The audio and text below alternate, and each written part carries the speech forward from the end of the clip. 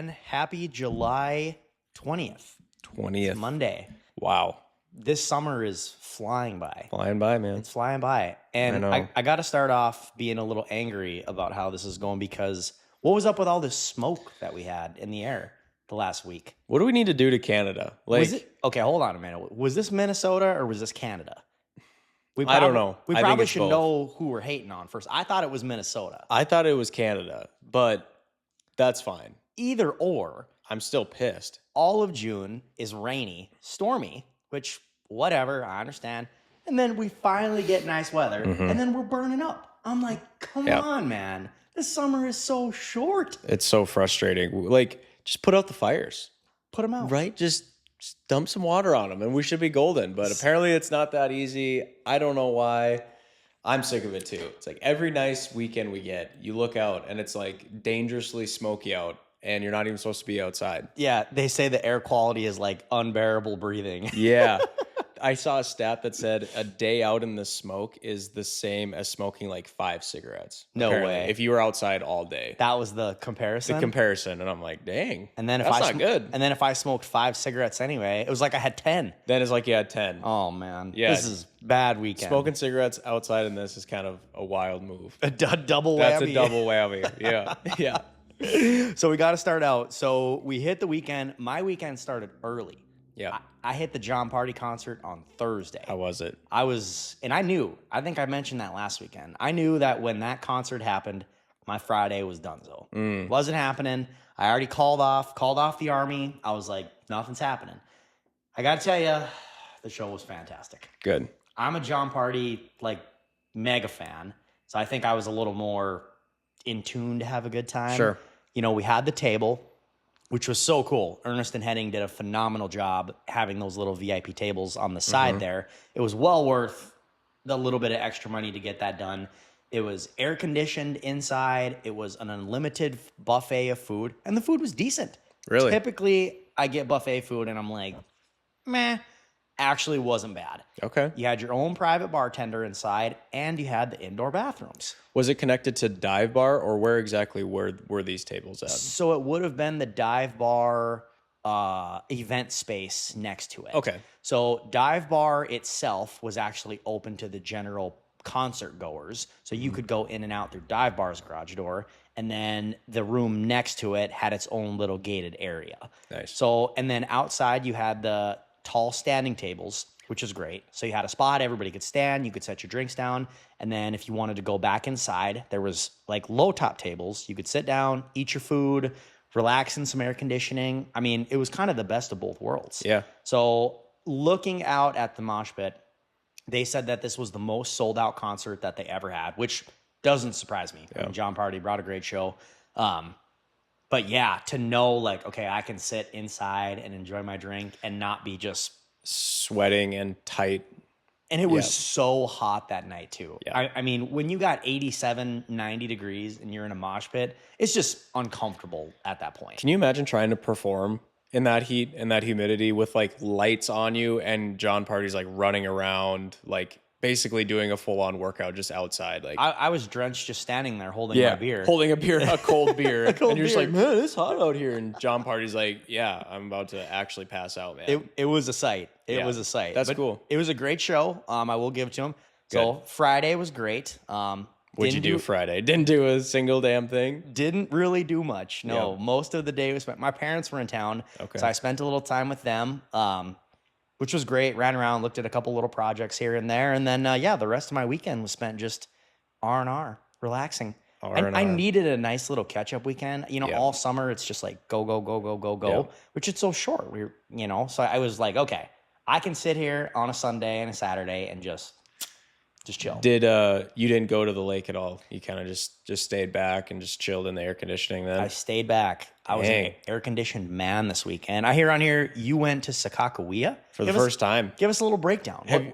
What is this like in the western side of the state? Dude, the western state, I can see why we get called valley guys. The western North Dakota is a whole different breed. Like the terrain, the people, everything is different there than the Red River Valley. You know, have you ever been to Lake Sakakawea before? I have not. No, you'll have to do it. It's 178 miles long, so it's just a massive lake and it's man-made. So like, it's just a completely different vibe. Like there's no trees. It's just like, you're just like water and fields. I have a stupid question. Yeah. Can you see all the way across the No, lake? no, not at all. Like even on the short sides of it, you can't. You can see on the short sides. Like to me, it almost felt like a river. Like it's a big river. You can still see end to end, but obviously it's 178 miles long. You obviously can't see. Gotcha. To But the on end the of it. short sides, Most as of you're the going time, down, you yes. can see across. Yep, from where I was, yes, you could see across. I hate to say this, I am scared on water if I can't see land. See land. Like if I can't, I don't like that. I don't like it either. We went on Ottertail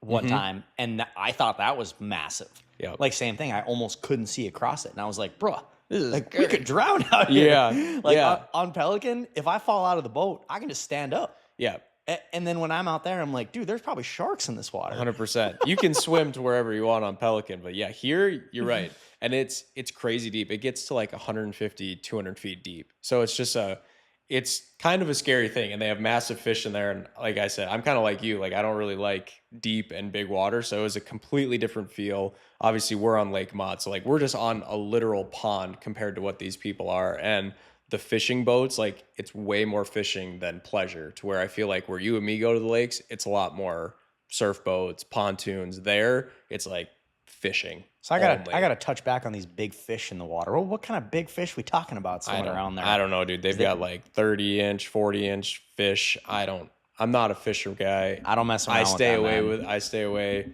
But yeah, and there's no cabins on the lake because all of the water is like owned by the government or like by the Corps of Engineers. So there's no lake cabins.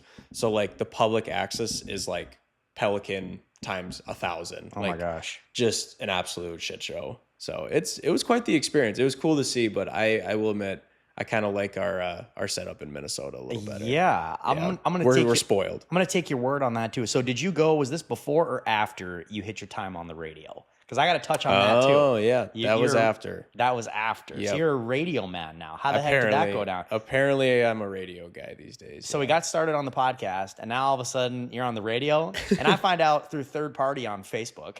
I don't even know what's going on, and I'm like, dude, what is this guy doing? It was on the Flag. It was a very brief stint. It was just for a couple minutes. It wasn't that long. I think it was 45 minutes of airtime, but there was like commercial breaks in that.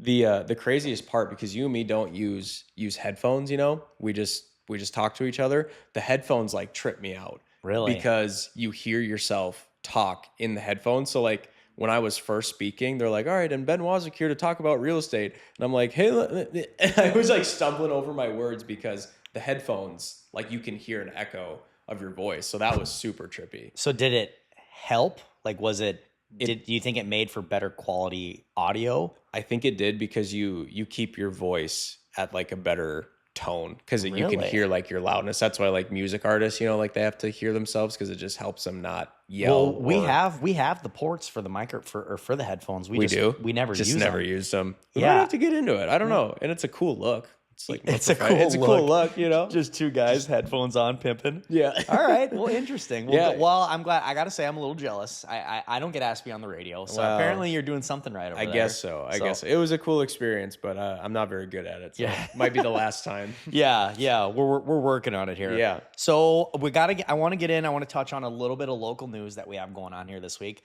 I only threw in one thing, and I think it's the most controversial thing that happens in Fargo politics. I mean, we sat down, we talked with all three potential mayor candidates, and all three of them had basically different standpoints on this. And this is the first one that will come to vote for the city commission for this new term for everyone that was elected. So I think this is going to be a really big topic of like, are you actually going to stand for what you ran your campaign on?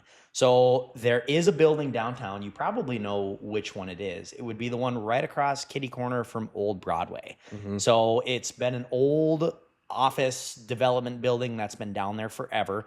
They recently have been bought by Edgewood REIT in Fargo here, and they just asked the city commission for $800,000 in tax incentives.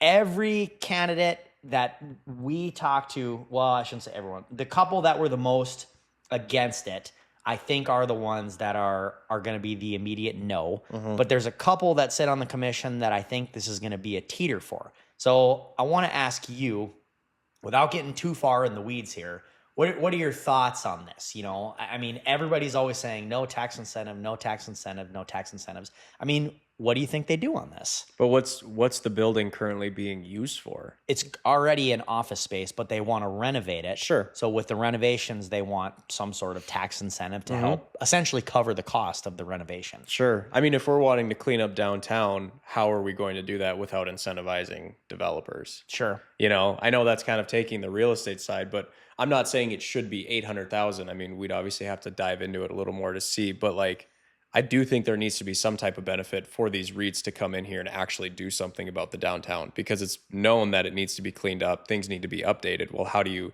do that if there's no incentive? Sure. You know? It's so difficult because somebody put it into perspective like this, and without trying not to get too far in the weeds here, because I don't exactly know how all of this plays out either here, but somebody was like, if you did the math, $800,000 would provide X amount of clean outs, or it would provide X amount of other services that could basically benefit more of the public uses of downtown, compared to taking $800,000 and saying, hey, you don't have to pay this back. You're a single developer. I don't know. It's very nitpicky when you get into the grind of it. So it'll be interesting to see. Like I said, the whole point of it was to see, will the commissioners, will they stand on what they ran for? Sure. So I am interested to see. This is kind of fun for us guys because we don't have to be the decision makers. Yeah, 100%. We get to be the good guys. We can just talk about what they did or what they didn't decide to do here. For sure. So, but yeah, I thought that was interesting. This will be the first vote to be drawn, and I think it's going to rattle a lot of feathers one way or the other. That is interesting. I mean, wasn't it last week you and me were just talking about how like 2 coffee shops just closed downtown? Like, that shouldn't be happening in such a growing community. So whatever we need to do to promote things like coffee shops, restaurants, bars, like in Fargo downtown, it almost seems like it's declining rather than increasing, which I find that's a problem. That's really difficult. Yeah. Did you know anything about, was it Youngblood? Youngblood Coffee? and then a different one. I don't remember the name of it, but 2 of them officially closed last week. Did you know anything about Youngblood? I had heard about them. I had known people that gone there. I'm not a coffee guy, but I did know people that would go there. Yeah, that's so difficult. You know, a lot of these guys, these downtown businesses, I don't know what the percentage is. It was a really high percentage of turnovers that happened down there. Yep. And that breaks my heart, because you get a lot of people that will put like their heart and their soul into a business and to the downtown ideology of like, yep, you're going to get a lot of traffic. You're going to have a lot of pedestrians walking by, and then it's like, if it doesn't work, it's like, oh man, that just sucks guys. God, dude.